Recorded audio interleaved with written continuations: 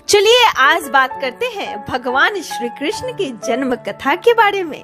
कैसे हुआ भगवान श्री कृष्ण का जन्म, क्यों हुआ मथुरा के कारागार में भगवान श्री कृष्ण का जन्म, माता देवकी और पिता वासुदेव की संतान होने के बावजूद क्यों भगवान श्री कृष्ण को यशोदा का लल्ला कहा जाता है। तो चलिए जानते हैं।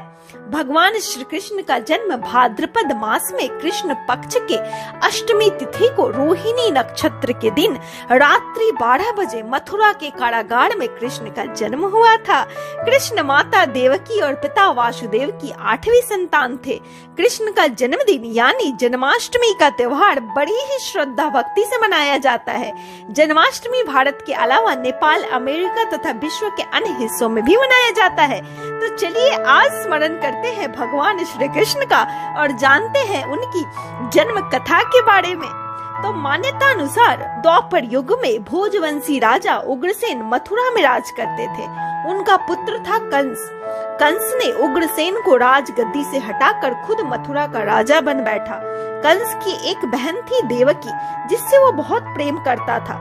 एक बार की बात है, कंस देवकी और वासुदेव के साथ देवकी के ससुराल उन्हें छोड़ने जा रहा था।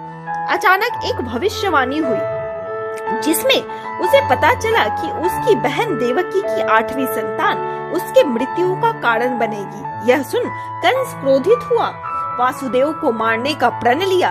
तब माता देवकी ने कहा कि मेरी जो भी संतान होगी मैं तुम्हें सौंप दूंगी, परंतु वासुदेव को कुछ मत करो, उन्हें मत मारो। कंस उनकी बात मान गया और देवकी और वासुदेव को मथुरा के कारागार में बंद कर दिया। देवकी के 7 संतान को कंस ने मार डाला। अब बारी थी 8वीं संतान की। 8वीं संतान आने वाली थी। जब 8वीं संतान का जन्म हुआ तब कारागार में स्वयं भगवान विष्णु प्रकट हुए और वासुदेव को कहा कि मैं ही तुम्हारा 8वां संतान का रूप लूंगा। तुम मुझे अपने मित्र नंद के घर वृंदावन भेज आओ और नंद के यहाँ जो कन्या का जन्म हुआ है उसे अपने साथ ले आना। यह सुन वासुदेव जी भगवान विष्णु के बाल स्वरूप यानी श्री कृष्ण को ले वृंदावन नंद के यहाँ चल पड़े। भगवान की कृपा से पहरेदार सो गए। कारागार का फाटक खुल गया। नंद जी विष्णु की आज्ञा अनुसार कृष्ण को ले नंद के यहाँ रख उनकी कन्या को ले वापस मथुरा कारागार में पहुँच गए।